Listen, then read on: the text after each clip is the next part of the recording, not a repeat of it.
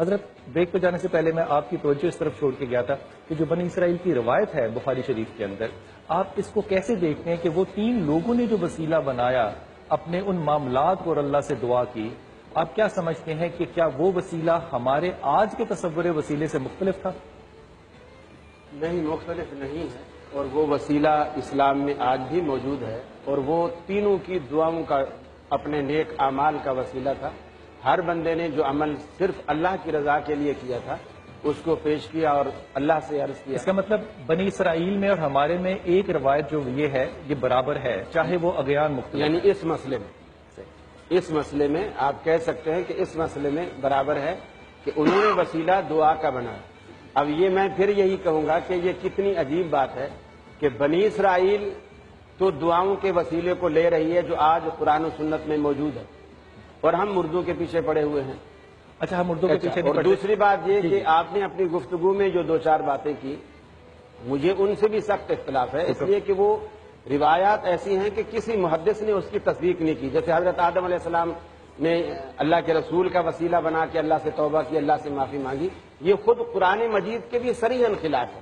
قرآن مجید میں اللہ تعالیٰ کہتا ہے فَتَلَقَّىٰ آدَمُ مِن رَبِّهِ، میں بڑی ذمہ داری سے آپ سے بات کہہ رہا ہوں کہ میں محدث کی بات نہیں کر رہا، میں حدیث قدسی کی بات کر رہا ہوں۔ آپ اس کو کہہ رہے ہیں حدیث قدسی نہیں کا ہے، بھی تو کوئی پروف ہونا چاہیے نا، کہ صرف کہنے سے ایک چیز حدیث نہیں بنتی، اس کا پروف ہونا چاہیے۔ آپ سمجھتے ہیں یہ حدیث قدسی نہیں ہے؟ نہیں ہے، ٹھیک، حدیث قدسی دور کی بات ہے، حدیث ہی نہیں ہے، قرآن مجید کے بھی خلاف ہے۔ فَتَلَقَّىٰ آدَمُ مِن رَبِّهِ كَلِمَاتٍ فَتَابَ عَلَيْهِ۔ اگلی اور بھی روایت جس سے آپ کا اختلاف ہے وہ بھی فرما دیجئے، اور وہ کوئی روایت اور ایسی اور بہت ساری ہیں، جیسے بات سے بات نکلی، حضرت نے فرمایا کہ ہمارے جو اسلاف ہیں وہ فوت نہیں ہوئے ہیں بلکہ شہداء جو ہیں وہ زندہ ہیں، اور قرآن مجید کی آیت پیش کی گئی، حالانکہ قرآن مجید کہتا ہے لا تقولوا لمن يقتل فی سبیل اللہ، ان کو مردہ کہنے سے روکا گیا ہے، مردہ ہونے سے قرآن نے انکار نہیں کیا، مردہ کہو نہیں، یہ ان کی ایک عظمت ہے، ان کا ایک اعزاز ہے، مردہ کہو نہیں۔ میں ایک چیز بلال صاحب، ایک چیز، اگر 2 بھائی میدان جہاد میں جاتے ہیں، ایک بھائی کی لاش واپس آتی ہے اور ایک بھائی زندہ واپس آتا ہے، ان میں شہید کون ہے؟ جس کی لاش آئی ہے، جو زندہ آیا ہے؟ آپ مثال نہ بھی دے تو آپ کی بات میں نے سمجھ لی اور لے لی بات، لیکن لوگوں نے نہیں سمجھی نا، پبلک نے نہیں سمجھی نا۔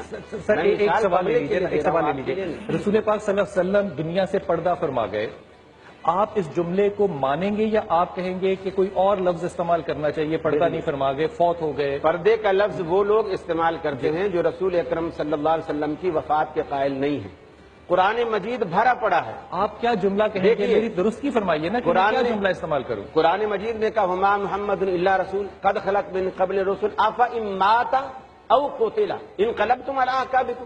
صدیق اکبر نے جو پہلا خطبہ رسول اللہ صلی اللہ علیہ وسلم کی پیشانی چومنے کے بعد صدیق اکبر نے جو مسجد میں آ کے دیا، حضرت عمر ننگی تلوار لیے کھڑے ہیں، اگر کسی نے کہا حضور فوت ہو گئے تو میں گردن اڑاؤں گا، انہوں نے اس کی بھی پرواہ نہیں کی، اور پہلا جملہ یہ کہا کہ من کان یعبد محمدن فإن محمدن قد مات۔ مان لی بات، میں جملہ کیا استعمال کیا کروں، میں کیا کہا کروں جب میں نے کہنا ہو؟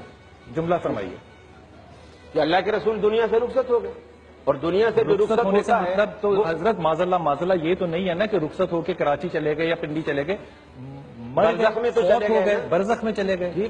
موت کا لفظ استعمال محمد کے لیے کیا جا سکتا ہے؟ قرآن نے کیا ہے، یہ کہنا قرآن نے کیا ہے۔ ہو گئی، ٹھیک ہوگی بات۔ انک میت وانہم میتون افإن مت فہم الخالدون۔ بس ایک جملہ کہیے گا۔ اے حبیب، اگر آپ فوت ہو گئے تو کیا یہ آپ کی موت کی جو دن رات دعائیں کرتے یہ ہمیشہ رہیں گے؟ یہ بھی تو جائیں گے۔ قرآن نے یہ لفظ استعمال کیا۔ بلال بھائی